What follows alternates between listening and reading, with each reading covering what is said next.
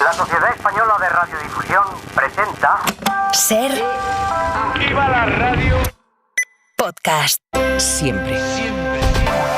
Hay acuerdo para la ley de amnistía, acuerdo de PSOE con Junts y Esquerra. Lo han confirmado esta noche, horas antes de que mañana se vote la ley en comisión. La comisión a la que volvió la ley hace un mes, cuando Junts decidió que iba a apretar aún un poco más al PSOE antes de dejarse amnistiar.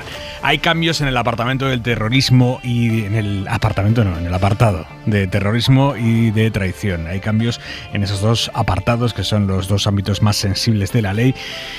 Y básicamente, por lo que están contando unos y otros a esta hora, el principal cambio es los delitos que la directiva europea considere terrorismo. No el Código Penal español, sino la directiva europea. Vamos a explicarlo ahora en detalle porque es un asunto complejo pero muy importante. Lo explicamos y lo analizamos esta noche con Jesús Maraña. Buenas noches. Hola, buenas noches. Valentina Martínez Ferro, ¿cómo estás? Buenas noches, muy bien. Y Manuel Rico. Muy buenas noches, Rico. Buenas noches. Y les vamos a contar también las novedades sobre el caso Koldo, que no son menores. Koldo García, el asesor de Ábalos, recibió aportaciones de la trama en efectivo hasta 2022, aportaciones periódicas de 10.000 en 10.000 euros. Algunas las recibía en España, otras no. El hermano de Koldo llegó a viajar a República Dominicana a recibir parte de ese dinero.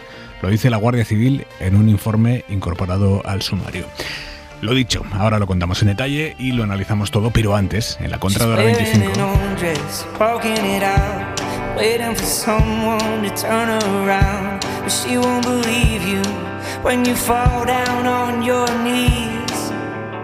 Manuel Javois, buenas noches. ¿Qué tal, Aymar? ¿Cómo estás? Buenas noches. De este anuncio de Sánchez, de que va a introducir cambios en la ley de amnistía, ¿qué es lo que te ha llamado la atención a ti? Me ha gustado mucho que lo comunicase dentro del avión, los periodistas que están cubriendo su visita a Brasil y Argentina. Sabía que me ibas a sorprender con tu enfoque. No, en una conversación informal y dentro del avión, porque creo que además hay ciertas noticias que cuanto más lejos de las grabadoras y a más pies del suelo, mucho mejor comunicarlas. Pero el caso es que pregunté, para cerciorarme, sí. Lo leí, pero vamos, quería saber en qué punto. Llamé a Carlos Cue. Carlos Cue es mi compañero del País, sí, colaborador de Hora 25 y está cubriendo esa visita del presidente Sánchez. Entonces le pregunté cuando Sánchez dijo que quería cambiar la ley de amnistía. Me imagino la cara de Cue. Cue está acostumbrado a estas llamadas mías. Sí, ¿no? Sí, siempre que suena. De hecho, no tarda nada en cogerlas porque está muy como sobreexcitado. A ver qué es esta vez. ¿Y tenía respuesta? Tenía respuesta y me reventó la intervención de esta noche. Estaban a punto de despegar. Anda. Estaban en la pista de Torrejón de Ardoz, ya dentro del avión, sí. Pero me pareció muy bonito que justo después de decirlo el avión despegase. ¿Quién no ha soltado una bomba en el grupo de WhatsApp antes de un vuelo de 9 horas? Y ahora me quedo sin cobertura. ¿Quién? No vais a saber nada. Esos mensajes de yo ahí lo dejo, ni contestéis que no os voy a leer, ¿no? Creo que al decirlo en esas circunstancias me faltó incluso atrevimiento, ¿no? Que dijese que de alguna forma que la ley de amnistía fuese una ley líquida, ¿no? Que se vaya adaptando a los posibles delitos que sus beneficiarios pudiesen cometer en el futuro. Es decir, que hay una persona siempre de guardia junto a esta gente y modificando la ley según lo que vaya haciendo, por ejemplo, Carles Puigdemont, y aún detrás un constitucionalista con la carta magna a modo de bar avisando de que todo lo que se está haciendo, delito y su perdón, se ajuste a la ley.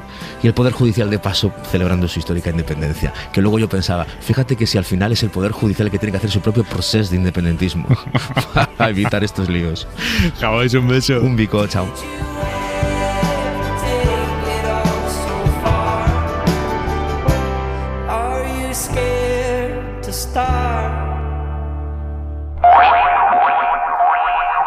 Bajados del avión, vamos con la concreción de qué cambia y qué no en la proposición de ley de amnistía que hace un mes al PSOE le parecía impecable y a Junts insuficiente. Guillermo Lerma, buenas noches. ¿Qué tal, Aymar? Buenas noches. ¿Qué cambia para que ahora sí haya acuerdo entre PSOE, Junts y Esquerra? Pues lo que sabemos, Aymar, es que hasta ahora el pacto va a afectar a 3 artículos de la proposición de ley inicial. Se modifica el artículo relativo al terrorismo. Sigue quedando excluido este delito de la norma, no se borra como pretendía Junts, pero sí que se le da una nueva redacción. Hasta ahora quedaban fuera los actos tipificados como terrorismo según el Código Penal. Ahora se obvia esa legislación interna para dejar fuera solo los actos que se consideren terrorismo según la Directiva Europea y el Convenio para la Protección de los Derechos derechos humanos. Esa es la fórmula que han encontrado Esquerra, Junts y el PSOE para garantizar que ese olvido penal beneficia también a Rovira y Puigdemont, que tienen causas abiertas por el caso de Tsunami Democratic. Los independentistas entienden que así se amnistía todo el terrorismo vinculado con el procés, el que persiguen así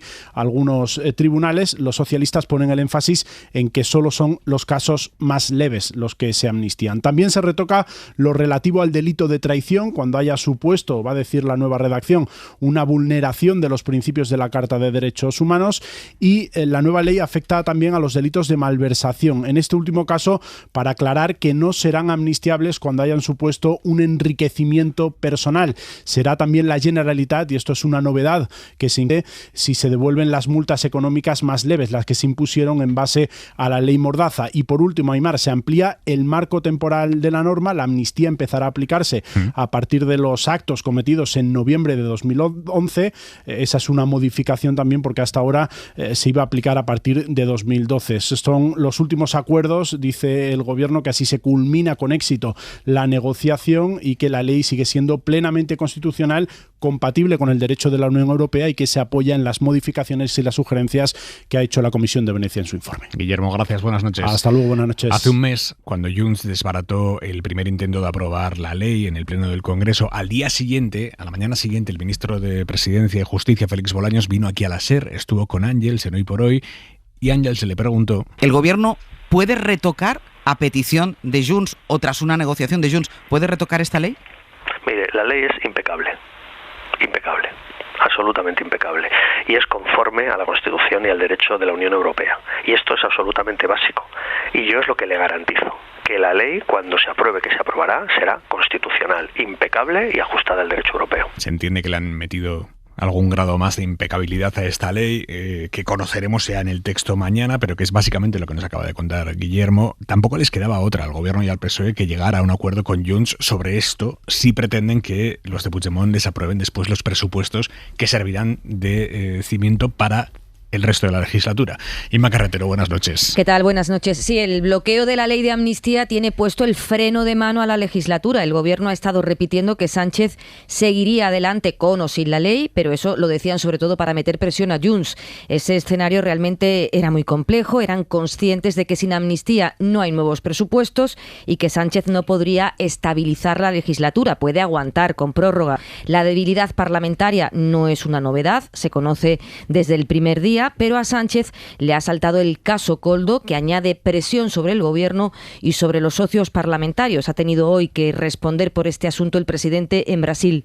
Tanto los ministros o en este caso la presidenta del Congreso, pues evidentemente claro que cuentan con mi respaldo. Entre otras cosas porque cuando hablamos de defender la democracia, de luchar contra estos casos de falta de ejemplaridad o de corrupción, también defender la democracia y luchar contra esa corrupción es no infundir bulos, descalificaciones, insidias, que lo que hacen es poner en marcha una estrategia del ventilador que lo que hace es generar mucha zozobra por parte de la opinión pública. Sánchez quiere pasar esta página cuanto antes, lo intentó con la salida del Grupo Socialista de José Luis Ábalos, pero la ofensiva del Partido Popular se dirige, como hemos oído, a cargos que ahora están en activo, así que paradojas de la política, la amnistía se ha convertido en su balón de oxígeno. Una ley importante, una ley trascendente para la democracia española, y dijimos además que ese proyecto de ley que se está tramitando ahora mismo en las Cortes Generales iba a ser constitucional.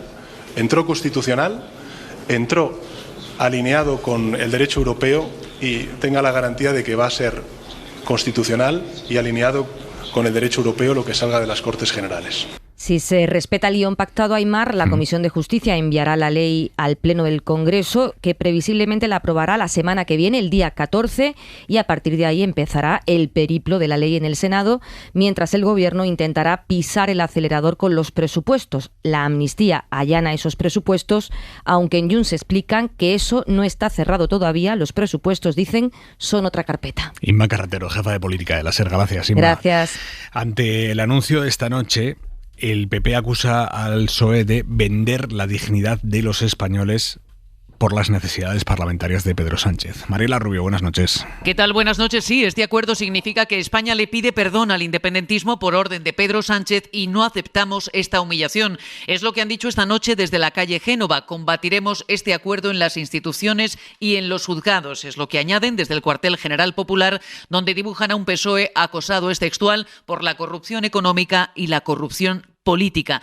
Es lo que dicen fuentes de Génova en una jornada en la que la voz más dura ha sido la de Isabel Díaz Ayuso, que en el transcurso del Congreso del PP Europeo pedía a sus colegas conservadores que condenen la amnistía y que enfríen, por tanto, sus relaciones con Sánchez, en una clara alusión a la también conservadora Ursula von der Leyen, presente en el acto y con una fluida relación con el presidente del Gobierno. Y mañana pido a la Unión Europea que escuche lo que se va a votar mañana en España. Esa amnistía que va a permitir que personas que han cometido graves delitos contra la convivencia y la unidad de España, que hacen listas negras de jueces y de periodistas, se salgan con la suya por mantener a Pedro Sánchez por 7 votos. Por eso yo pido al Grupo Popular Europeo que no haya compadreo con ninguno de ellos, con Pedro Sánchez, porque eso no es convivencia. No se le puede blanquear nunca más. En los pasillos de este Congreso, el PP ha deslizado también la idea de que pueden romper de nuevo las negociaciones para renovar el Poder Judicial. González Pons aducía el acuerdo de la ley de amnistía, a pesar de que ya estaba registrada en el Congreso cuando las conversaciones, supervisadas por Bruselas, se retomaron. Es muy difícil llegar a un acuerdo sobre el Consejo General del Poder Judicial con alguien que al mismo tiempo está humillando, desautorizando y obligando al Tribunal Supremo a corregirse. Así, en el PP dejan en el aire la próxima reunión entre Pons y Bolaños junto a Reinders, que estaba prevista para el próximo día 13. Será también en el Congreso del PP Europeo, en Bucarest, donde mañana Feijóo, que hoy ha guardado silencio, tome la palabra ante sus colegas conservadores. Manuel Rico, tu análisis del anuncio del acuerdo, de la relevancia política de que PSOE, Junts y Esquerra hayan alcanzado un acuerdo para aprobar esta ley de amnistía. Bueno, a ver, con toda la precaución que impone, que no tenemos todavía el texto del acuerdo y por lo tanto, habéis explicado perfectamente lo que se está filtrando o diciendo desde fuentes del gobierno, pero bueno, hay que hacer esa precaución, ¿no? Yo creo que el análisis hay que hacerlo en dos planos en este tema, permanentemente. Uno es... Ahora mismo, perdona, Manuel, pero ahora mismo las fuentes son más de los partidos independentistas que del gobierno. Vamos a asistir en las próximas horas a un combate apasionante por quién fija el relato de qué se amnistía, qué no, bueno, en qué pocas horas, porque lo tienen que presentar mañana. Pero descuida, que una vez que hayamos leído el documento, seguiremos asistiendo al combate por el relato, seguro. Bueno, retomo los dos planos. A ver, uno es el acuerdo en sí. Obviamente tiene pues una relevancia política para la legislatura fundamental, porque quiere decir que el proyecto del actual gobierno se basa en ese acuerdo, además de con otros socios, con Junts, y aunque Junts diga que la carpeta de los presupuestos es otra, pero obviamente va íntimamente ligada y por lo tanto, pues eso daría aire al gobierno en ese sentido. Ahí la clave es, y esto va en línea de lo que tú acabas de decir, si realmente lo que ha dicho Pedro Sánchez hoy es cierto. Lo que ha dicho es que la ley de amnistía entró en el Congreso plenamente constitucional y alineada con el derecho europeo y que va a salir así. Bueno, la clave de ese análisis será esa. Alineada con el derecho europeo, por lo que se ha explicado, parece que sí, porque la referencia va a ser al derecho europeo. Lo que falta por ver es si va a estar realmente o va a entrar dentro del marco constitucional, que habrá un debate apasionante, como tú dices, pero bueno, que luego obviamente el Tribunal Constitucional será el que tenga que decidir.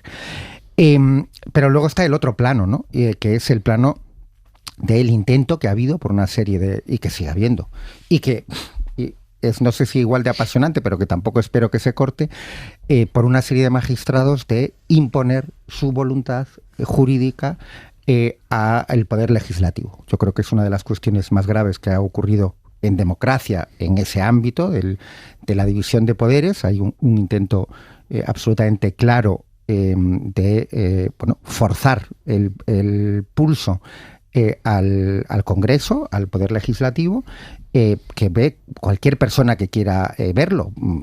Hay un magistrado que tuvo 4 años metido en un cajón una instrucción por algo tan grave como un presunto delito de terrorismo, y a la medida en que el Congreso iba dando pasos en la actuación de la ley de amnistía, iba acompasando sus resoluciones y eran prácticamente respuestas a los pasos que se daban en el Congreso. Yo sinceramente creo que dentro del respeto absoluto a la Constitución, como no puede ser de otra forma, y al derecho europeo, pero España tendría un serio problema democrático si esta invasión, este intento de invasión del poder legislativo por parte de algunos magistrados tiene éxito y se consagra. Entonces yo confío que dentro de esa legalidad absoluta, que es innegociable, dentro de esa constitucionalidad, que pues que el poder legislativo mantenga sus funciones y mantengamos una división de poderes propia de un Estado de Derecho. Valentina, ¿cómo lo ves tú? Bueno, yo lo que veo es que además de lo sorprendente que ha sido toda esta tramitación tan increíble, ¿no?, de la ley, donde cada línea roja que se iba marcando se ha ido superando, incluso hasta el punto de lo que hemos escuchado antes, ¿no?, del ministro de Bolaños diciendo que esto era un texto perfecto, y se han vuelto a saltar su texto perfecto. La parte que a mí me sorprende en lo que hemos conocido, que es un papel por parte de los partidos que la califican de que es una solución, una ley buena, que yo creo que no es buena porque está dividiendo a los españoles y no uniéndolos, que es parte del relato, que es justa, desde luego no, porque rompe el principio de igualdad, y que es constitucional, que eso lo tendrá que decir el Tribunal Constitucional, y hasta hemos hecho todo este retorcer para intentar que encaje de alguna manera. Pero lo que me preocupa es la parte europea, esto de decir que justamente se ha hecho para cumplir con los estándares europeos, cuando el borrador, que es lo que tenemos, de la Comisión de Venecia, creo que es bastante claro en que solo hay amnistías tras dictaduras o guerras, en que se debe hacer para cohesionar a la sociedad, y dice claramente que el Metroscopia señala que el 70% de los españoles está en contra, que debe hacerse siguiendo las normas constitucionales, y que en el caso de España, como no está prevista en la Constitución, debe hacerse antes una reforma constitucional. Esto no se va a dar.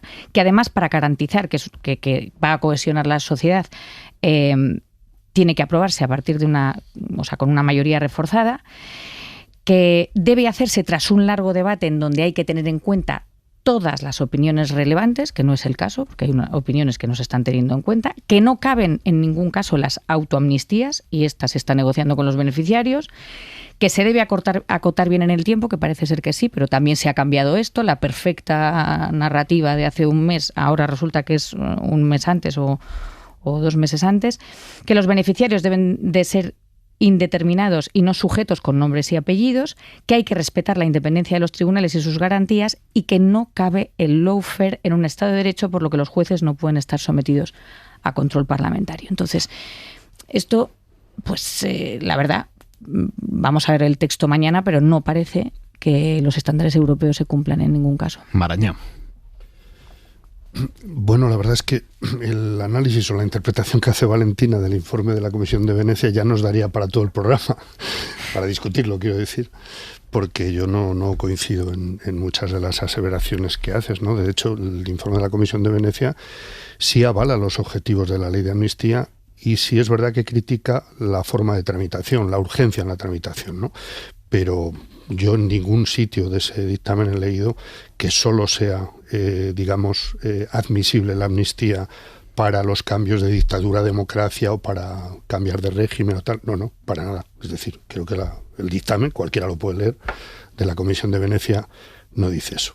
Yendo al asunto de hoy, ¿no?, del acuerdo, yo creo que se ha gestionado muy mal los cambios respecto a la proposición de ley de amnistía, ¿no?, y cómo se han comunicado esos cambios. Eso es verdad, porque estamos asistiendo constantemente a lo que se dijo y lo que ahora se hace, ¿no?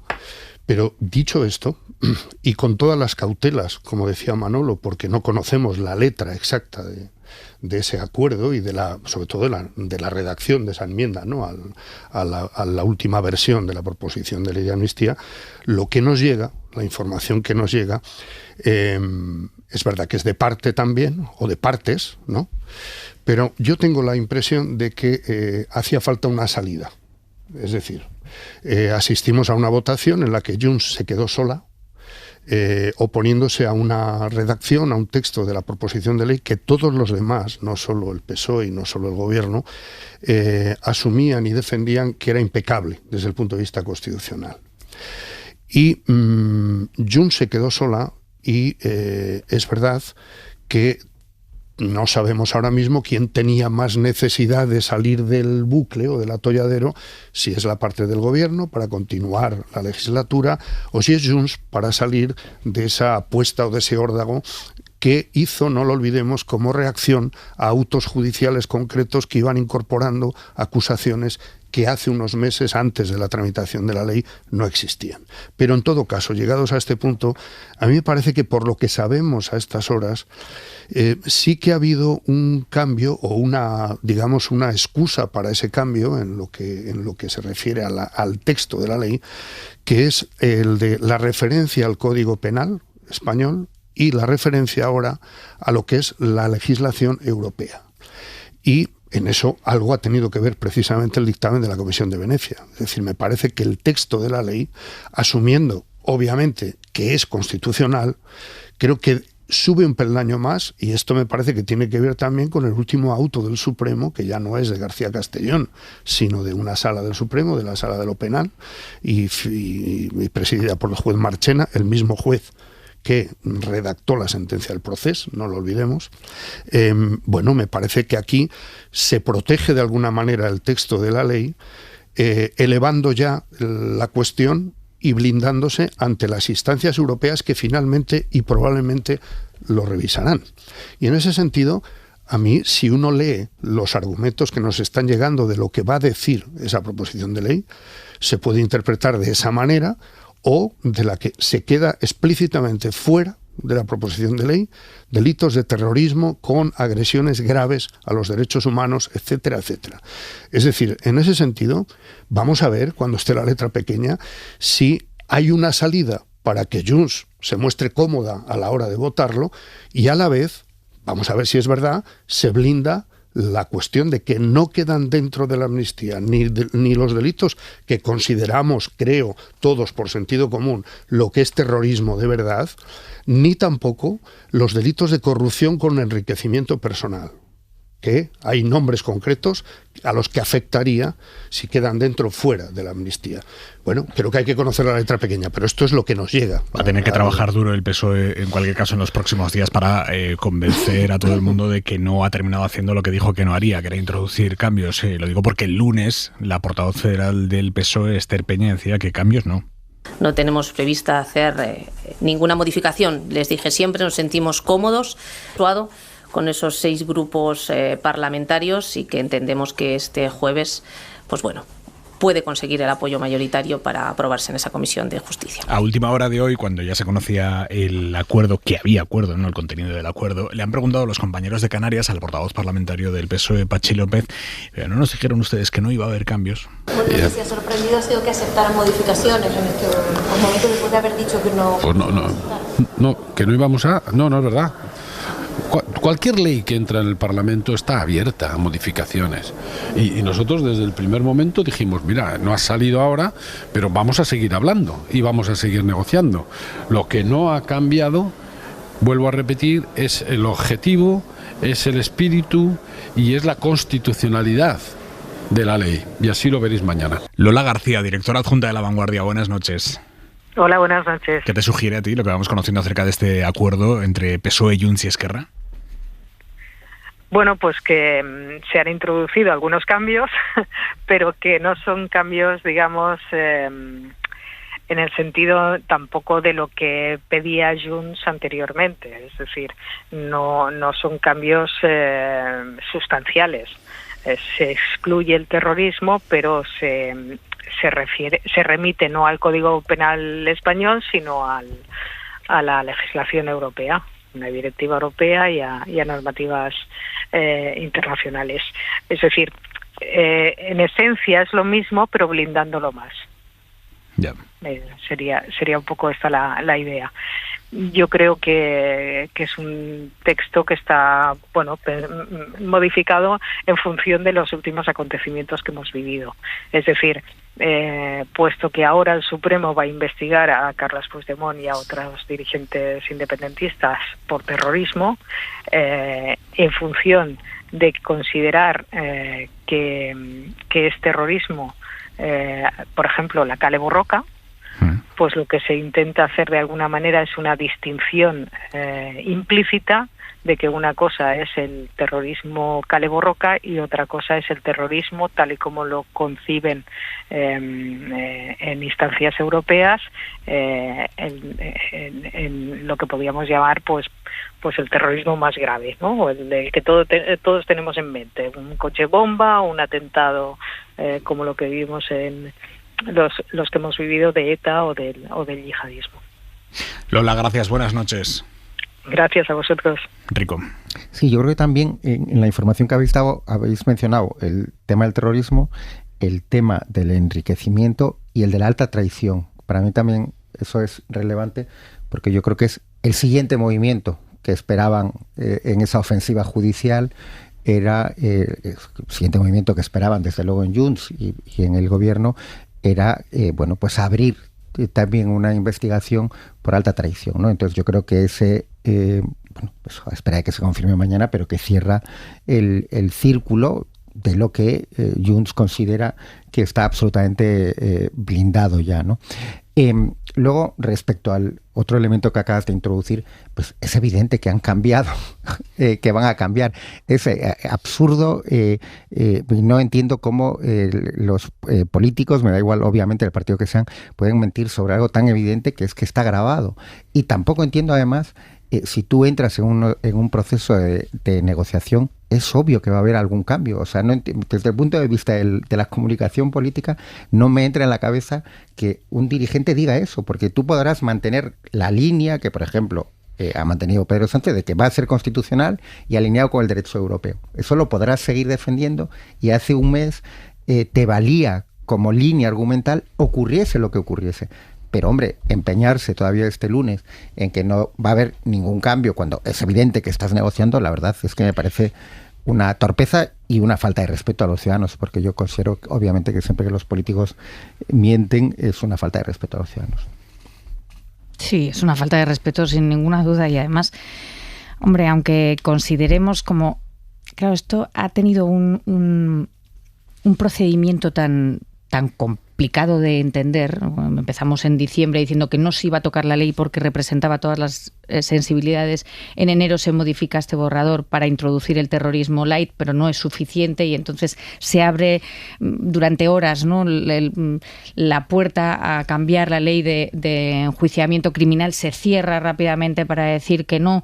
En febrero se dice que no se tocaría la ley porque todos sabemos que los independentistas no son terroristas. Estas son palabras de Sánchez. Que bueno, no es que eso lo sabemos todos, realmente, sí. Claro, bueno, todos que lo sabéis. Sí. Pero, ¿tú no lo sabes? No, yo no. ¿Tú crees que son terroristas? Yo creo que se han cometido actos de terrorismo sin duda alguna, sí. Sobre todo porque hay un pero por parte de los dirigentes independentistas.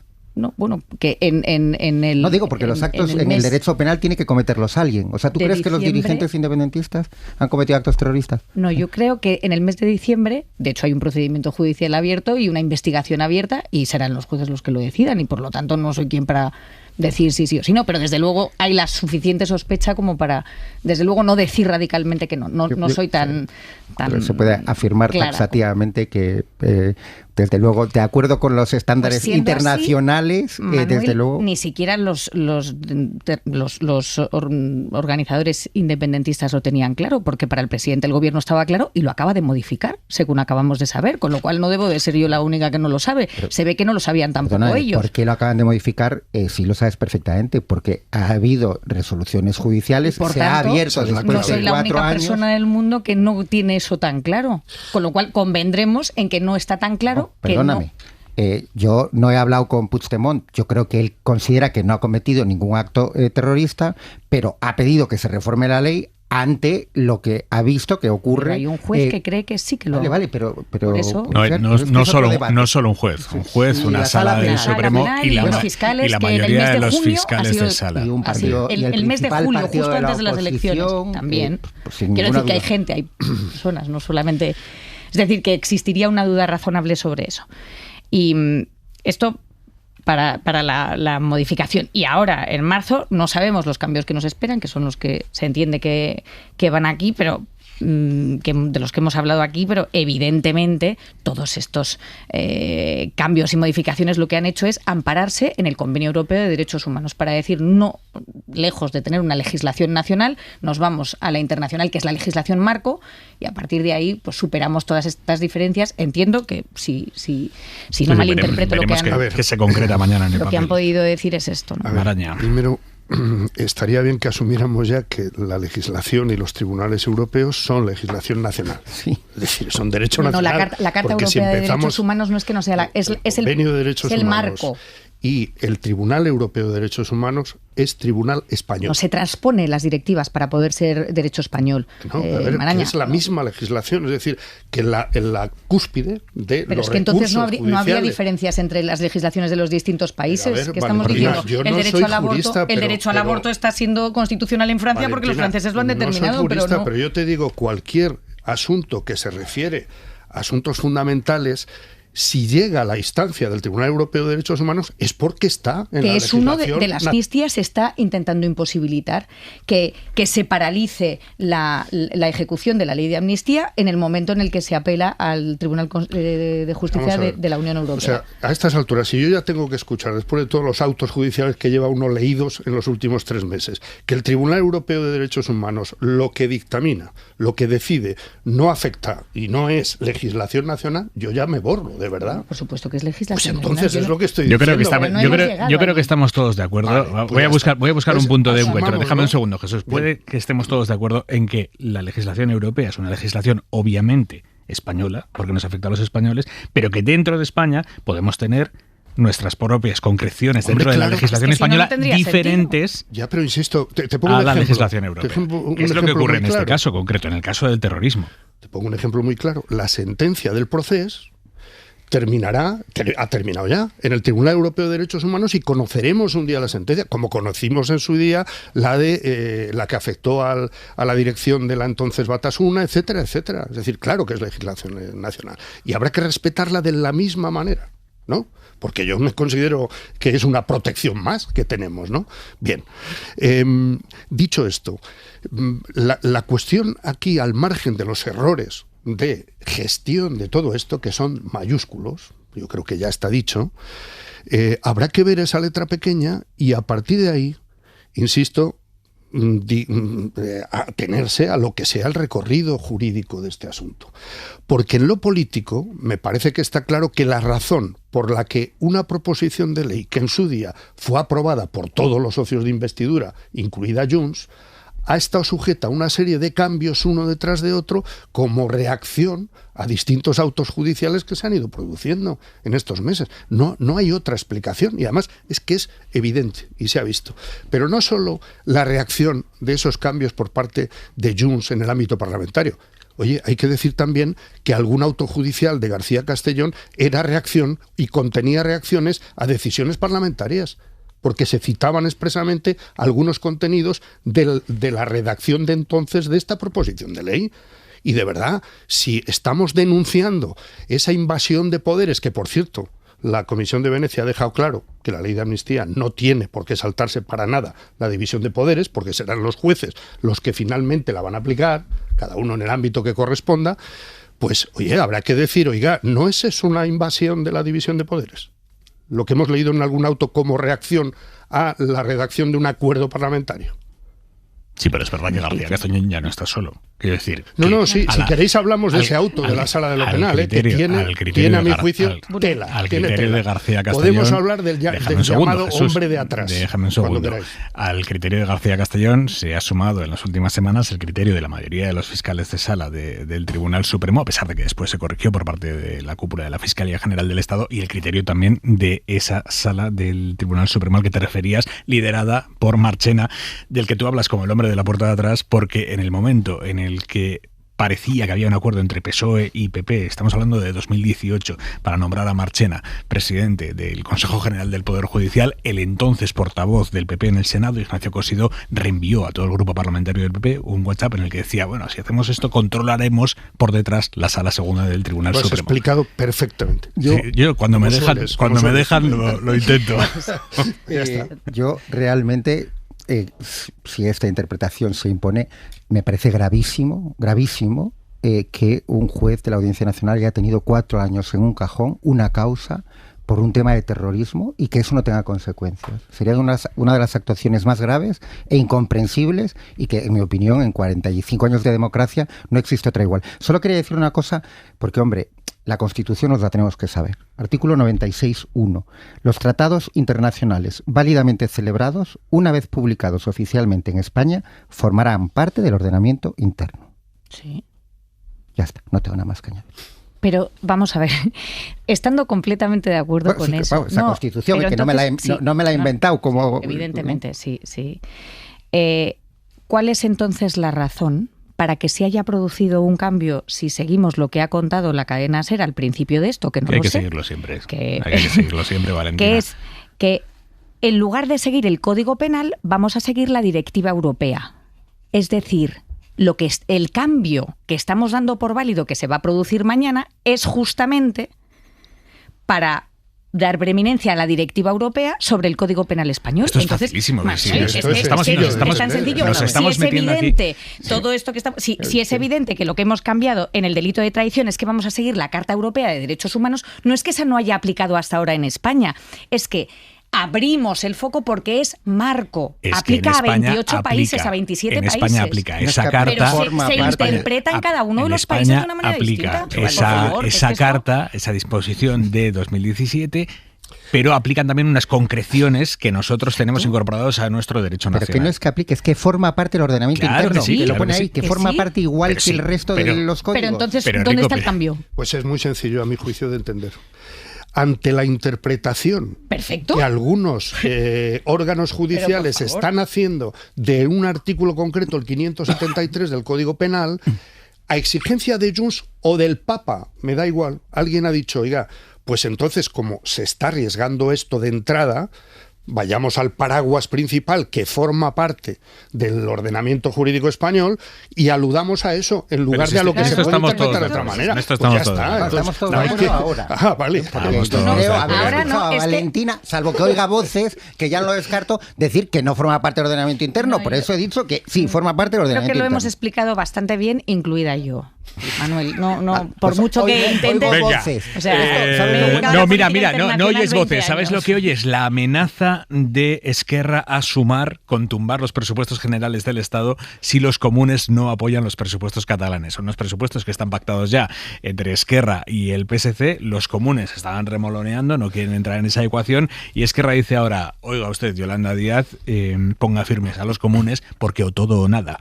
Radio Barcelona, Laura Pons. Buenas noches. Sí, la negociación de los presupuestos de Pere Aragonès se complica. De momento, el Govern tiene ya cerrado un pacto con los socialistas, pero le faltan 2 diputados para llegar a la mayoría absoluta. Por ello, negocia con los comunes una negociación que no avanza, que está enrocada por el Hard Rock, el macroproyecto de casinos en Tarragona. Los de Jessica Albiach piden que Pere Aragonès frene la tramitación del proyecto, pero el Govern dice que si lo hace estaría prevaricando. Los comunes presentaron ayer una enmienda a la totalidad de los presupuestos, un gesto que no gustó al Govern de la Generalitat y por ello ahora pasan al ataque y amenazan. Fuentes de la formación, fuentes de los republicanos aseguran que si los comunes tumban las cuentas de Aragonès, ellos también podrían hacer peligrar las cuentas de Sánchez. Por ello están dispuestos a llamar a Yolanda Díaz para que presione a los de Jessica Albiach. Novedades sobre el caso Koldo que les estamos contando esta noche. Koldo García, asesor de Ábalos, mano derecha de Ábalos durante años, recibió aportaciones, Koldo García, aportaciones de la trama en efectivo hasta 2022. Aportaciones periódicas, estamos hablando de 10.000 euros en 10.000 euros. Algunas se las daban en España, otras no. el hermano de Koldo llegó a viajar a República Dominicana a recibir parte de ese dinero. Todo esto lo dice la Guardia Civil en un informe incorporado al sumario que está leyendo detenidamente Miguel Ángel Campos. La UCO ha incorporado un informe al sumario que aporta novedades relevantes. Revela que al asesor de Ábalos, Koldo García, le incautaron 24.000 euros en su casa el día que le detuvieron, así como una hoja de libreta que bajo el epígrafe metálico acoge anotaciones de 10.000 en 10.000 y otras supuestas cantidades menores. El informe concluye que Koldo, a quien la trama identifica como K o Cromañón, recibía aportaciones periódicas de 10.000 euros según correos y WhatsApps de los implicados, lo que corroboraría el contenido de la libreta de Koldo. Según la investigación, Koldo recibía el dinero en efectivo en España, aunque al menos en una ocasión viajó su hermano a la República Dominicana, donde el entramado disponía de gran cantidad de dinero en efectivo. El dinero pagado a Koldo entraba dentro de los gastos fijos de la organización, según los documentos incautados. Otro implicado que recibe 2.000 euros mensuales es Rubén V. comandante de la Guardia Civil, que este miércoles ha declarado ante el juez tras su detención por cohecho y organización criminal.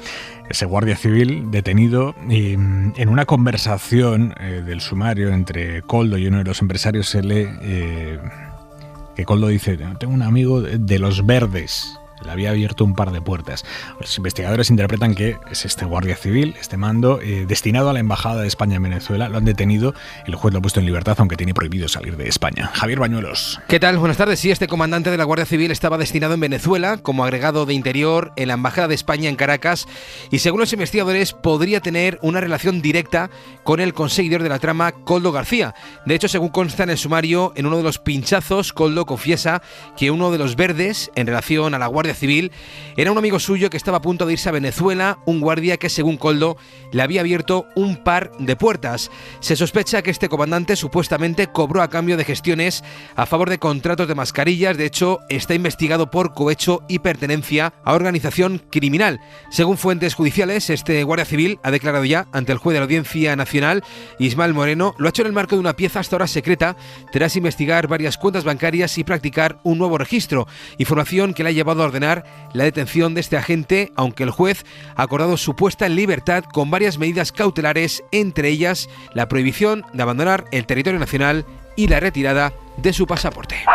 Hasta aquí las novedades judiciales, policiales. En lo político, esta tarde hemos escuchado por primera vez al presidente Pedro Sánchez defender explícitamente en público a la presidenta del Congreso, Francina Armengol, a quien el PP pide la dimisión. Sánchez desde Brasil. Nosotros somos un gobierno incompatible con cualquier caso de corrupción que exista, implacables, y lo que hacemos es responder de manera contundente, ejemplar e inmediata. Y a partir de ahí, tanto los ministros o en este caso la presidenta del Congreso, pues evidentemente claro que cuentan con mi respaldo. Entre otras cosas porque también defender la democracia y luchar contra esa corrupción es no infundir bulos, descalificaciones, insidias, que lo que hacen es poner en marcha una estrategia del ventilador que lo que hace es generar mucha zozobra por parte de la opinión pública.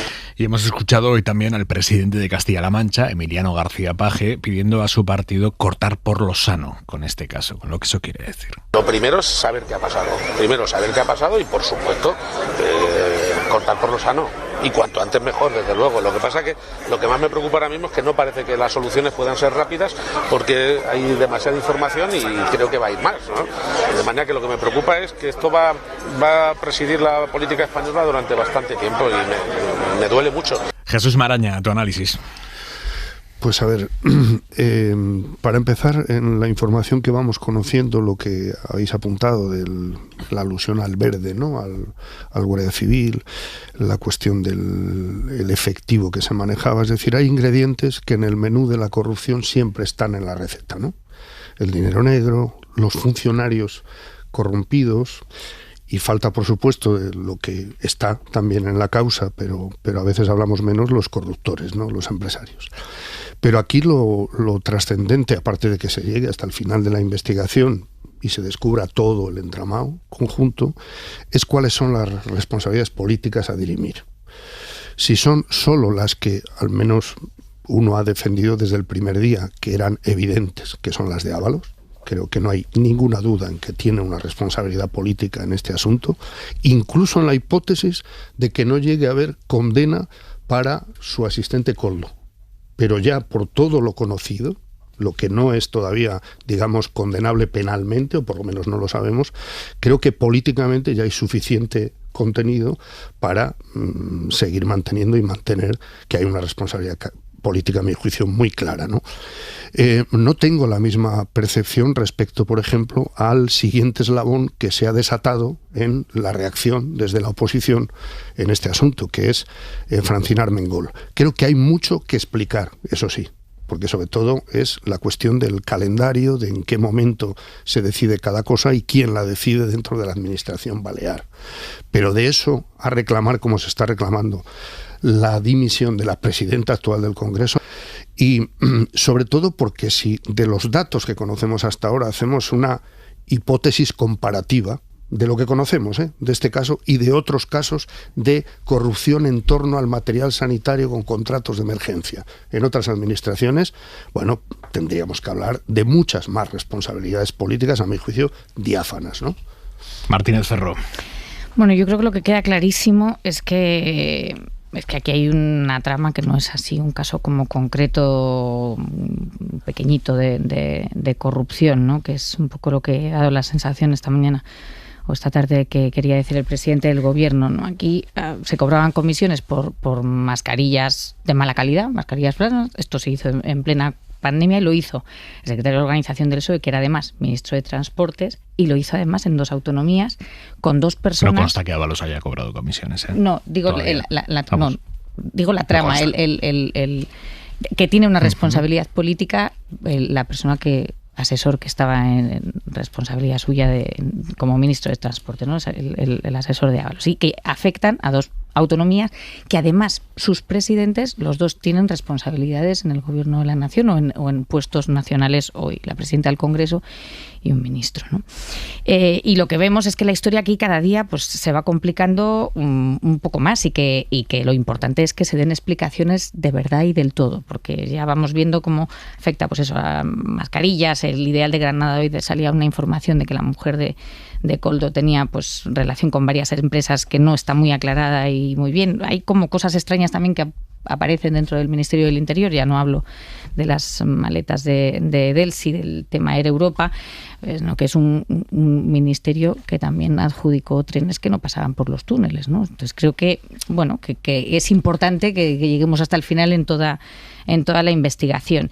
Y claro, que las explicaciones que dio ayer la presidenta del Congreso se califiquen de bulos o de zozobras, cuando lo único que creo que es importante es que se sepa qué es lo que ocurrió desde el momento en el que se reciben las mascarillas y se sabe que las mascarillas no son las que se esperan, que 5 días más tarde se paguen y que hasta 2 años y medio después no se haga una reclamación. Esa es una pregunta que no es ni un bulo ni una zozobra, que lo que es una pregunta clarísima que la presidenta del Congreso pues no ha resuelto y que creo que es importante y ayudaría muchísimo que lo resolviese cuanto antes. No se entiende qué es lo que le motivó a llevar esa...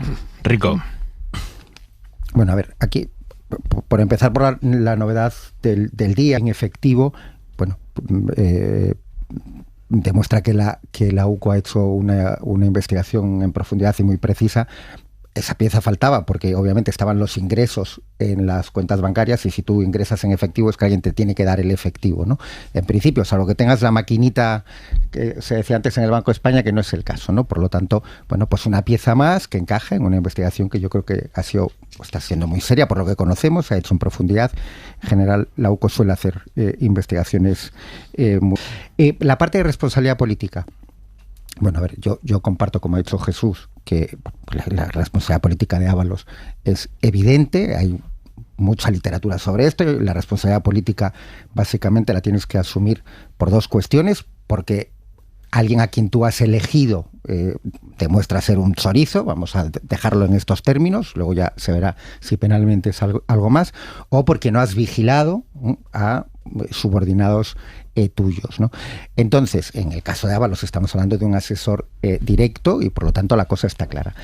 En el caso de Francina Armengol, bueno, lo que se conoce hasta ahora, porque insisto, el sumario está muy vivo y por lo tanto esto es una valoración a fecha 6 de marzo, ¿no? Del 2024. Lo que se conoce hasta ahora es que hay un documento, un certificado que el PP ha utilizado sobre la calidad de las mascarillas que firma un subdirector. Yo sinceramente creo que un presidente autonómico no tiene que dimitir por lo que haga un subdirector. Ahora, lo que sí que creo en este ámbito y en todos los ámbitos de la vida es que hay que ser justo. Entonces, si Francina debe dimitir, según el PP, por lo que hizo un subdirector, desde luego Feijóo tiene que dimitir, porque tiene un director y un subdirector del IGAPE, el órgano de promoción, el Instituto de Promoción Económica de Galicia, condenados, no que firmaron un documentito, condenados, y por lo tanto entiendo yo que Feijóo, que es una persona que cree, bueno, aparte de moderado, que cree en la justicia, que si le pide a Francina que dimita por lo que hace un subdirector que no está ni imputado, considerará que él debe dimitir por lo que hacen o lo que han hecho y están condenados penalmente su subdirector o un director y un subdirector, al que, por cierto, una vez condenado, defendió en público. Me imagino el escándalo que se montaría si algo similar ocurre aquí. Pero bueno, lo de las 2 varas de medir no es que sean 2 varas, ¿no? En fin, no tengo palabras para la metáfora. Y lo mismo, a lo último, a lo que se ha referido Valentina, ¿no? A mí me parece un escándalo que hayan tardado 3 años en pedir la devolución del dinero. Realmente, yo creo que entre toda la explicación que ha dado de momento el gobierno, Francina Armengol, es el punto más débil, claramente, y que el argumento que ha dado de que por la pandemia todo se hizo con mucho retraso, oiga, no, mire, estamos hablando de muchos millones y hay que reclamar antes, vale. Pero entonces, esto que es un escándalo, a lo del Ayuntamiento de Madrid, que no lo ha reclamado nunca, los millones, ¿cómo le llamamos? Digo, porque ¿cómo le llama el PP? Sí que lo sé que es. Lo de Armengol, un escándalo. Y el alcalde de Madrid, una víctima. Y tú dices, caramba, pero esta gente cómo razona, ¿no? Bueno, por no hablar de otra cosa que dije antes sobre las mentiras en política, que me parecen increíbles, me parece muy mal, lo dije sobre unas declaraciones del PSOE de que no iban a cambiar la ley de amnistía. Bueno, en este momento se puede hacer un libro corto, de momento, pero de 60, 70 páginas con las mentiras, no interpretaciones, de dirigentes del PP en las últimas 2 semanas sobre el caso Koldo. Ha habido algún altísimo dirigente que llegó a decir que hay 6 ministros implicados. Oye, que a lo mejor al final termina habiendo 22 ministros, que insisto, que esto es valoración a 6 de marzo, pero han llegado a decir que hay 6 ministros implicados. O sea, es tremendo, ¿no? Lo del discurso del PP es desesperanzador. Como periodista es desesperanzador, porque yo recuerdo hace años cuando en un debate político alguien contaba una mentira, los periodistas nos lanzábamos ahí, lo hemos pillado una mentira, la sociedad reaccionaba, eso suponía pues periodísticamente una noticia y socialmente un reproche. Yo hace años, todavía trabajaba en Infolibre, que dejé incluso de encargar temas sobre las mentiras de determinados discursos, porque yo recuerdo algún discurso de Feijóo que es que a lo mejor había 25, 30 mentiras. Yo defiendo en conversaciones con periodistas que deberíamos empezar a titular Feijóo o quien sea, como estamos hablando de las mentiras del PP, en este discurso de hoy Feijóo ha dicho una verdad, que es esta. Es que en realidad no estamos hablando de las mentiras del PP, estábamos hablando del caso Koldo. Si lo que es sorprendente es que acabemos llevándolo todo a un terreno que no es el que compete. Sí, porque, quiero decir, claro que aquí debería de dimitir Feijóo si fuese Feijóo el que estuviese presidiendo las Cortes o el gobierno. pero porque es que, ¿tienes que dimitir solo si preside las Cortes? No, quiero que este caso ha empezado con una responsabilidad política que todos admitimos, que es el señor Ábalos, claro, y a partir de ahí empieza a haber un montón de piezas, incluida la Fiscalía Europea, la que que me parece maravilloso que investigue. Sí. Entonces, quiero decir que no intentemos llevarlo por donde no es encaja, que cuando tocaba hacerlo con el PP se hacía con el PP, pero es que cuando toca hacerlo con el Partido Socialista y con el señor Ábalos, que no nos duelan prendas tampoco, porque si no la doble vara de medir queda un poco extraña. No me duele ninguna prenda porque he empezado diciendo que tiene que es más que justo que tenía que emitir a Ábalos. No pasa nada, que fuiste tú la que hablaste de Armengol y entonces yo simplemente... Es que creo que no ha dado explicaciones. No, pero perfecto, pero yo solo he añadido, como tú sacaste el tema Armengol, que me parece muy oportuno, yo he añadido lo siguiente: el PP está pidiendo que dimita a Armengol por lo que ha hecho un subdirector general. Y entonces mi pregunta, es casi retórica, pero también te la lanzo a ti, porque está bien estos debates animados. ¿Tú consideras que alguien en Baleares debe dimitir, el presidente de Baleares debe dimitir si un subdirector que no está imputado aparece firmando un documento? Pero que el presidente gallego, que yo como soy gallego me parece muy bien, si los gallegos estamos tenemos ahí una excepción, un privilegio genial, pero un presidente gallego, si tiene condenados, pues sabes que están condenados, ¿no? Porque a lo mejor incluso los conoces personalmente, un director y un subdirector condenados, ahí no tiene que dimitir. Entonces, yo no lo entiendo, pero, o sea, que me gustaría que me lo explicases, pero porque sacaste tú el tema, que yo no estoy intentando desviar nada. Yo no he pedido la dimisión de Armengol. No, yo lo que estoy diciendo es que Armengol debería de dar una explicación de por qué tardó 3 años y hizo justo lo que hizo 2 días después y 2 Almeida días antes. Justo debe dar una explicación de por qué no ha pedido el dinero. En el momento en el que Almeida esté encausado, pero Armengol está encausada. Valentina, en eso no estoy de acuerdo, porque volvemos otra vez al bucle de lo que es responsabilidad política y lo que son responsabilidades penales, que eso lo deciden los jueces, incluido, como ya decidió un juez, la causa de la señora Ayuso respecto a su hermano, que también cobró comisión por un contrato de mascarillas. Sí, un señor que se dedicaba a eso profesionalmente. Es que ha habido un asistente que ha cobrado toda su vida.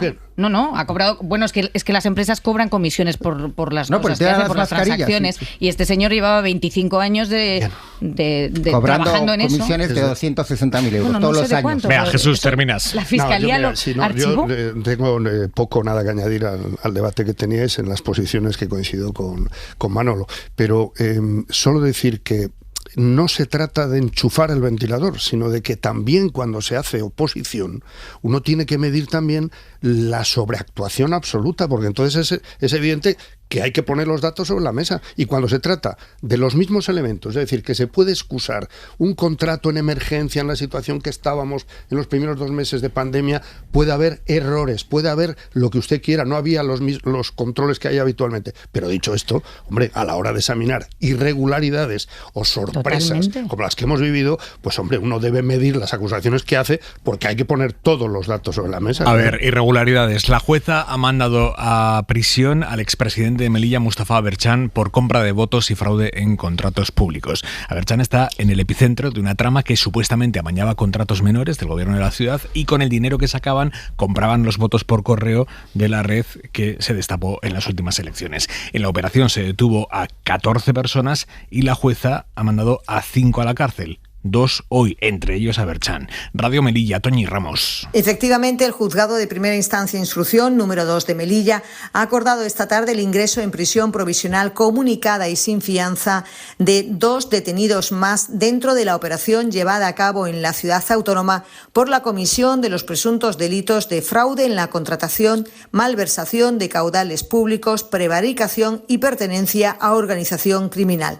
Uno de los detenidos es precisamente el expresidente de la ciudad autónoma, Mustafa Aberchán, y líder del partido Coalición por Melilla, que gobernaba con el tripartito formado por Ciudadanos y Partido Socialista. Mustafa Aberchán ha prestado declaración por videoconferencia en Santander, ya que se encontraba en esta ciudad asistiendo a un congreso médico. El otro político detenido y enviado a prisión ha sido Mohamed Ahmed, que también ha prestado declaración por videoconferencia en Granada. Era el consejero de Distritos y de Juventud. Estos envíos a prisión se unen con los de ayer. A prisión también fue el consejero de Medio Ambiente. También se decretó prisión provisional sin fianza para la que fuera consejera de Hacienda y para el que fue consejero de Fomento y Deportes. Y con fianza, que la ha depositado esta mañana, para la que fuera viceconsejera de Línea Verde. Por lo tanto, a esta hora se encuentran 5 políticos ingresados en prisión, pertenecientes al partido Coalición por Melilla.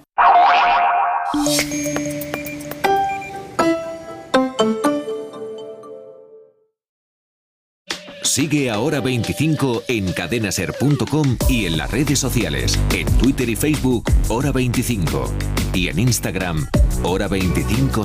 Saludamos a esta hora a los oyentes de Carrusel que se incorporan a Hora 25. Los saludamos con la noticia de la noche, el acuerdo al que han llegado PSOE, Junts y Esquerra para cambiar y aprobar la ley de amnistía mañana en comisión. Después tiene que ir a pleno, pero era fundamental el acuerdo antes de la votación de mañana.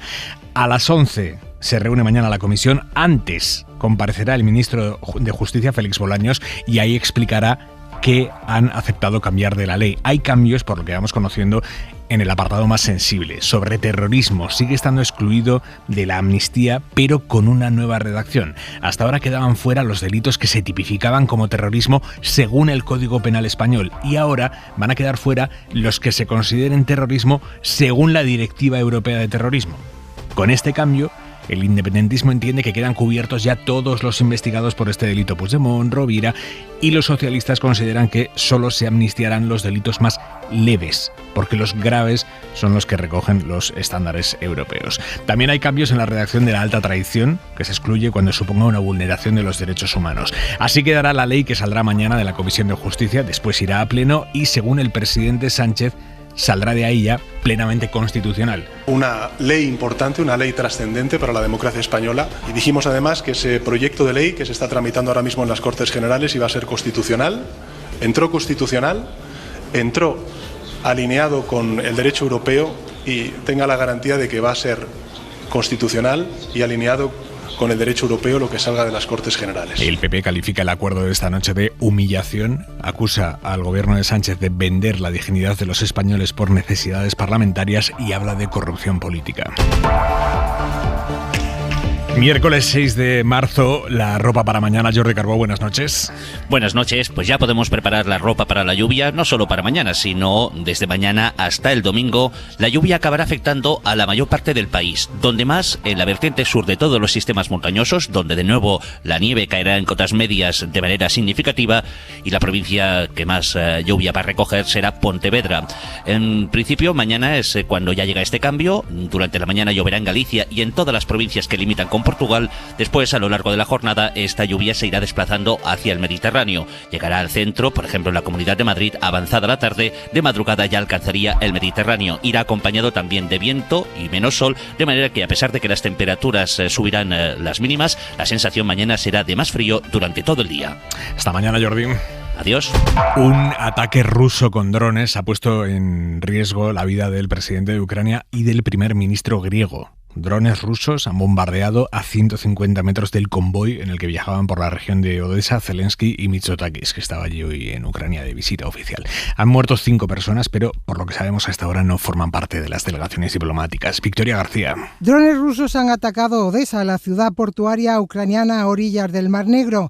Lo hicieron a pocos metros donde estaba el primer ministro griego Mitsotakis y el presidente de Ucrania, Volodymyr Zelensky. Uno de los proyectiles ha caído a 150 metros de la caravana que llevaba ambos líderes, aunque no hay ningún herido dentro de las delegaciones. Lo que sí ha habido son 5 muertes de ciudadanos de la localidad. En la rueda de prensa que celebraron minutos después de este ataque, el presidente ucraniano decía: el Kremlin hace esto todos los días contra los ucranianos y aunque a nosotros no nos ha pasado nada, sí que hay ciudadanos muertos. Por eso es tan importante que Occidente sea consciente de la necesidad urgente que tenemos de baterías antiaéreas para defendernos. El primer ministro griego dijo que escucharon un sonido de sirenas y explosiones que estaban muy cerca de ellos y que no tuvieron tiempo de ir a un lugar seguro. Es una experiencia muy impresionante. Y en Estados Unidos, Nikki Haley abandona la carrera republicana a la Casa Blanca, ahora que Trump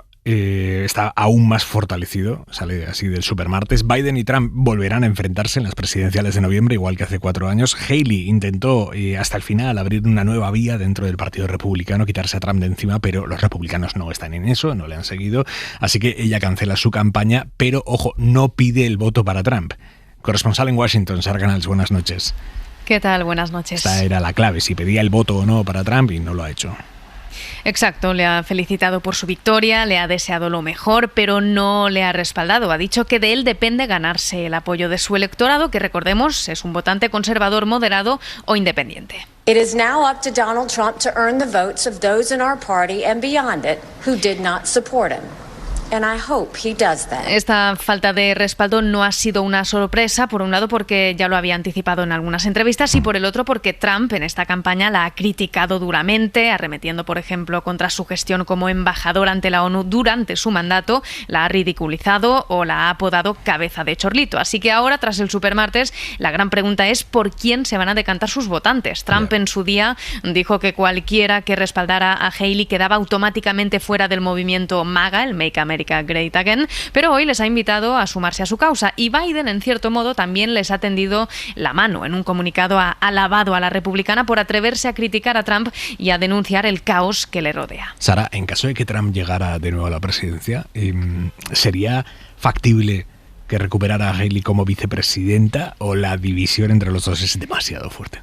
Bueno, sería difícil y hasta me atrevo a decir que es surrealista, ¿no? Ya no por cómo ha ido la campaña, sino porque las diferencias entre ambos han sido evidentes en este discurso de derrota de esta mañana de Nikki Haley. La republicana ha defendido el apoyo, por ejemplo, de Estados Unidos a Ucrania o ha hablado de un Congreso disfuncional, esclavo de Donald Trump y lleno de seguidores en vez de líderes, ha dicho. Y luego ha hecho referencia a esta frase de Margaret Thatcher. Never just follow the crowd. Always make up your own mind. Nunca sigas la corriente y ten claras tus ideas. Ha querido dejar claro que la causa conservadora necesita más opciones y que ella seguirá utilizando su voz por el bien del país. Mensajes que abren la puerta a seguir haciendo política, aunque no junto a Donald Trump. Sara Canals, Washington, gracias. A vosotros, un abrazo. Sobre elecciones, Portugal celebra las suyas este domingo. Son las elecciones que se convocan tras la dimisión del primer ministro António Costa. Él dimitió en noviembre por un supuesto caso de irregularidades que se ha ido deshinchando a medida que han pasado las semanas. A día de hoy la Fiscalía, que es la que anunció que investigaba a Costa, a día de hoy la Fiscalía no ha dado una explicación, no ha mostrado una prueba, no ha imputado a Costa ni nada que se le parezca.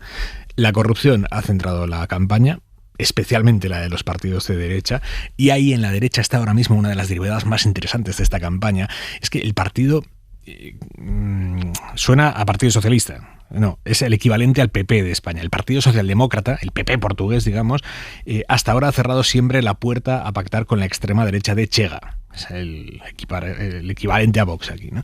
En este último tramo de campaña empiezan a surgir voces dentro de los conservadores portugueses que dicen no nos cerremos a nada, con Chega, pues con Chega si hace falta.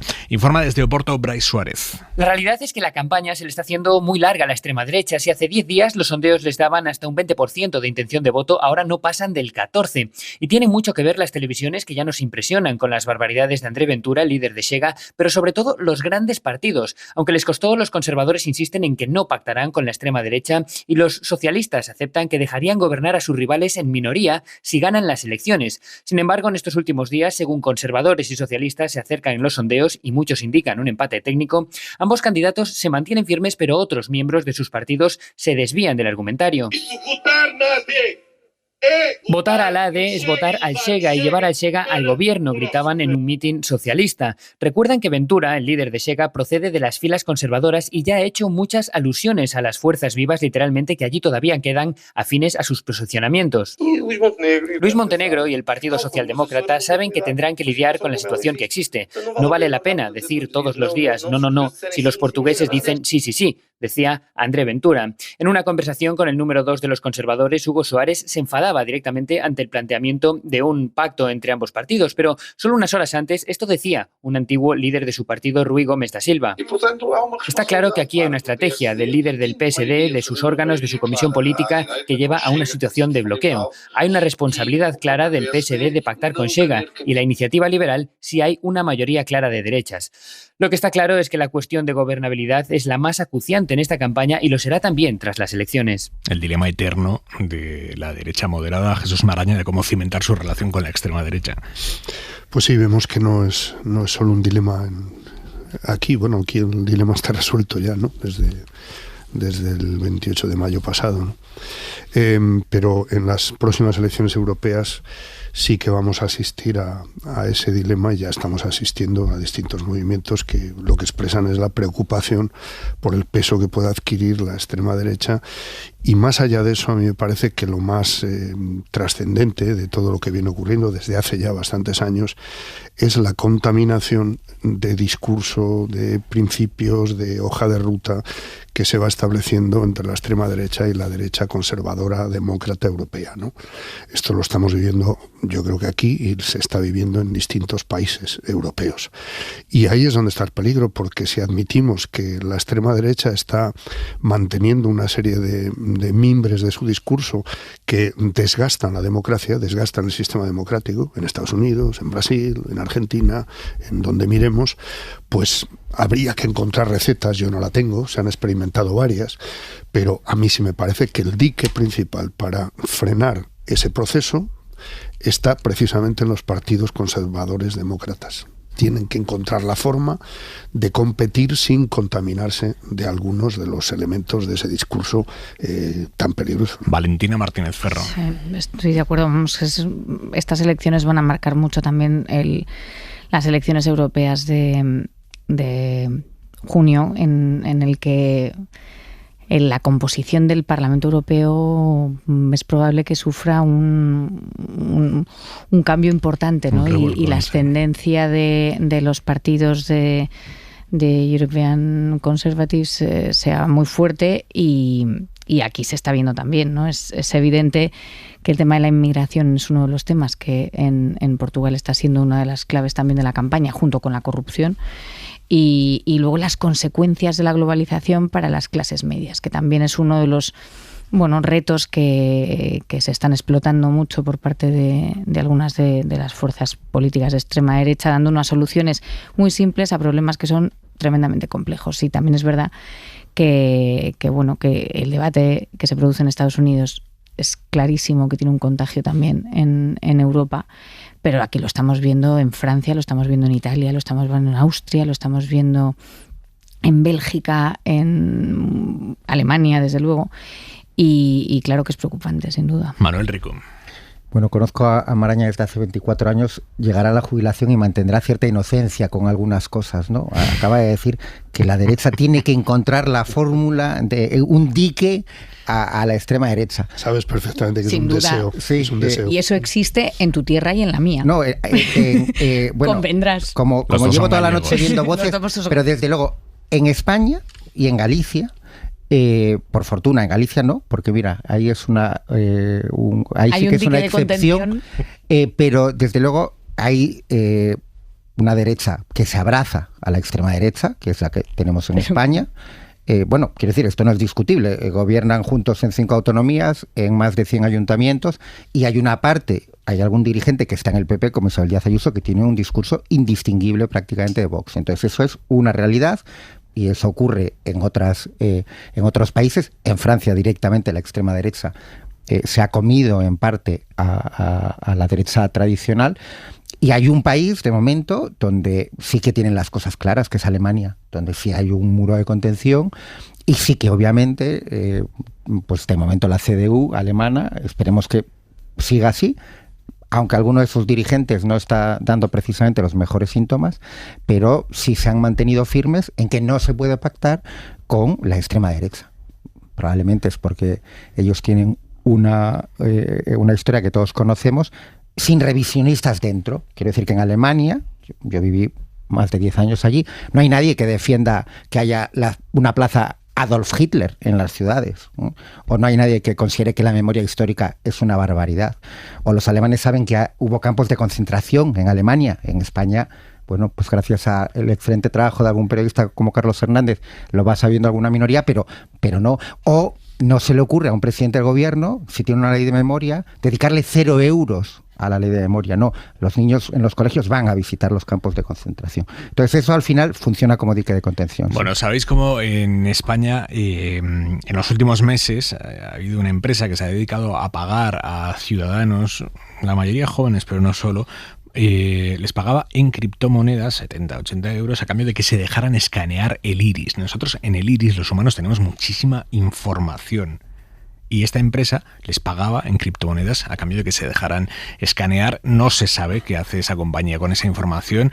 Es un método de identificación muy potente, eso de aquí a 5 o 10 años. Pero hay unas 400.000 personas en España que a cambio de 2 duros en criptomonedas le han dado toda su información biométrica a través del iris a esta empresa. Bueno, hoy Protección de Datos ha prohibido a la empresa que siga haciendo esto, el paper scan, y además le ha prohibido utilizar los datos que ya tiene. Lidia Ramón. Se pone fin así a la posibilidad de escanear nuestro iris a cambio de dinero, por lo menos durante los próximos 3 meses, tiempo en el que la Agencia de Protección de Datos va a investigar qué ha hecho la compañía con toda esa información hasta el momento. Información que a partir de ahora estará bloqueada, como ha explicado en Hora 14 su directora, Mar España. No lo puede enviar a terceras personas, no puede tratar nada de los datos que haya recogido de los 400.000 españoles que ya los hayan cedido. Desde este verano era frecuente ver cómo cientos de jóvenes hacían cola en diferentes centros comerciales para ceder sus datos biométricos a cambio de criptomonedas. Como estoy mal de dinero, pues voy a hacer este cambio de datos por algo de dinero que me va a ir bien. Por cada iris capturado, Worldcoin liberaba 13 monedas digitales, lo que equivale a unos 80 euros. Un proceso aparentemente sencillo que le ha contado Laura a nuestra compañera María Manjabacas. Tenías que ingresar unos datos personales y te escaneaban la cara en forma de verificación para que no te pudieses hacer cuentas dobles. Pero lo que no le dijeron es que iban a escanearle el iris. Con el iris se puede identificar biométricamente a una persona por el riesgo en la intimidad o por el riesgo social. Son datos muy delicados porque son inmutables. El iris de cada persona es único y no cambia con el paso de los años. Para que nos hagamos una idea, dice José Luis Riaza, experto en tecnología, es como nuestra huella dactilar. Quiero que la gente piense si esta empresa le ofreciera dinero, 50, 100 euros por un escaneo de la huella digital, si lo harían. La pregunta es qué hace la empresa con esa información, porque vendiendo nuestro iris no estamos vendiendo solo nuestra privacidad, también nuestros datos médicos, como explica Eduard Blasi, profesor de la Universitat Oberta de Cataluña. Esto es algo bastante relevante, sobre todo por la sensibilidad que representa proporcionar este dato a determinadas empresas donde especialmente se desconoce la técnica o el procesado de información que realizan. Datos de los que además pueden acabar aprovechándose los ciberdelincuentes. Si facilitamos cierta información que además es sensible, el impacto que podría generar al usuario pues es mucho mayor y el usuario debería generalmente pensarlo 2 veces antes de facilitar este tipo de información. Worldcoin asegura que la Agencia Española de Protección de Datos está difundiendo afirmaciones inexactas y engañosas sobre su tecnología.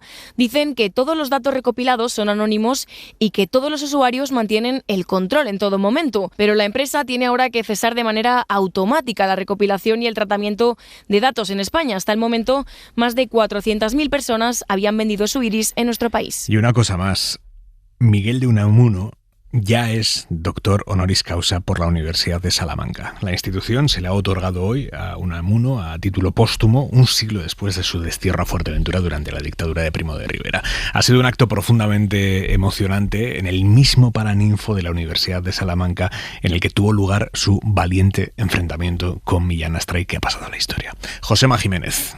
Ay, que en estas negras noches, Salamanca, Salamanca, viene a visitarme en sueños la vida que di a mi España. Que en las noches del destierro, Salamanca, me pueblan las soledades, las vergüenzas que ahí se pasa. Con estos versos de Unamuno empezaba su nieto a defender la Laudatio, el texto con el que se acredita el merecimiento del honoris causa para el escritor y filósofo clave en el pensamiento de la España de finales del siglo XIX y principios del XX. El intelectual de más audacia y compromiso de su tiempo y la persona con virtudes más admirables. Así lo describía el actual rector de la Universidad de Salamanca, Ricardo Rivero, en un paraninfo lleno con presencia de varias autoridades políticas y culturales y 3 nietos de Unamuno. Entre ellos estaba Salomé, que recordaba las fotos que conserva con su abuelo. No me dejó claros recuerdos de su persona, pero sí una serie de fotografías donde estoy precisamente en sus rodillas, en 1934. Fotografías que guardo como un tesoro. De Unamuno se ha ensalzado su compromiso con el conocimiento y la libertad de su pensamiento, la que le costó el destierro a Fuerteventura hace 100 años por criticar a Alfonso XIII y a la dictadura de Primo de Rivera. En un vídeo proyectado durante la ceremonia, el director del Instituto Cervantes, Luis García Montero, destacaba la robustez de sus ideas. Él supo mantener los aciertos de su pensamiento, incluso aunque le costara castigos como el destierro, y supo también rectificar cuando se había equivocado. En el mismo vídeo, Alejandro Amenábar, que rodó la película Mientras dure la guerra, sobre la figura de Unamuno, alababa su valentía en el famoso enfrentamiento verbal entre el entonces rector de la universidad y Millán Astray, fundador de la Legión y uno de los cabecillas del golpe de Estado contra la Segunda República. Miguel protagonizó un acto de valentía increíble en los momentos finales de su vida. Sumó a su altura intelectual su altura moral con un discurso cargado de compasión, de indignación. Unamuno se une a Santa Teresa de Jesús y San Juan de la Cruz como únicas figuras reconocidas con el honoris causa póstumo, en un acto que había empezado con un desfile de un coro musical por los pasillos y espacios de la universidad.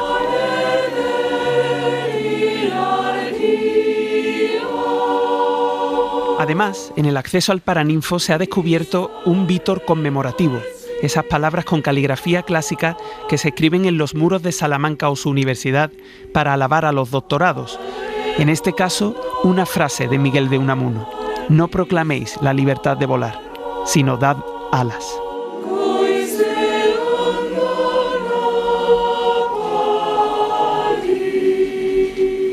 Punto y 25. Soledad Gallego Díaz. Mañana se cumple el 20 aniversario del asesinato de Ricardo Ortega, un periodista español, extraordinario reportero, que no quería hablar de nada que no hubiera visto con sus propios ojos y que pagó con su despido como corresponsal en Nueva York su negativa a dar como cierta la existencia de armas de destrucción masiva en Irak. Ricardo Ortega murió 3 años después, en 2004, mientras relataba lo que ocurría en un país que no llama nunca la atención de nadie y que sufre como nadie desde hace décadas la descomposición del Estado, Haití. No se sabe bien de dónde procedía la ráfaga que acabó con su vida.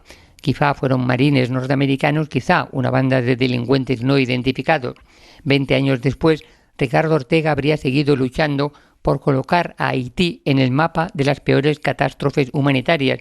Y una vez más habría denunciado el mísero papel que cumple en Haití Naciones Unidas, incapaz de mantener un contingente de cascos azules que ayude eficazmente a recuperar el orden y dispuesta ahora a confiar ese trabajo a un grupo de policías keniatas.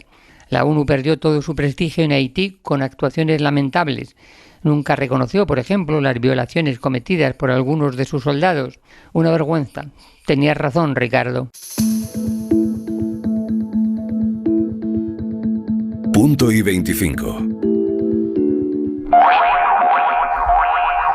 Manu Carreño, buenas noches. Hola, Aimar. El Real Madrid pasa a cuartos a pesar de que ha sufrido. Es que ha sido un partido malísimo. Hoy ha jugado muy mal el Real Madrid, un planteamiento de partido muy conservador de Ancelotti. La verdad que ha sido desde el inicio, desde la alineación. Y sin embargo, hasta en un mal partido, el Madrid ha eliminado a un gran Leipzig que ya hizo un buen partido en la ida y que hoy en la vuelta ha empatado a uno en el Bernabéu. Y casi pidiendo la hora, con pitos en la grada, el Madrid se ha clasificado. Un gol que ha marcado Vinicius, que debió ser expulsado por agresión a un rival, aunque el árbitro le sacó amarilla. Y también se ha clasificado el Manchester City, así que ya tenemos a 4 equipos en cuartos. A ver la semana que viene el Atlético y el Barça. Abrimos ya el larguero, Manu, hasta ahora. Hasta luego. Jesús Maraña, Valentina Martínez Ferro, Manuel Rico. Gracias, amigos. Buenas noches. Gracias. Descansen mucho. Nos volvemos a encontrar mañana aquí en la SER. Adiós. Hora 25, con Aimar Bretos. Cadena SER. 100 años de radio. Para no perderte ningún episodio, síguenos en la aplicación o la web de la SER, Podium Podcast o tu plataforma de audio favorita.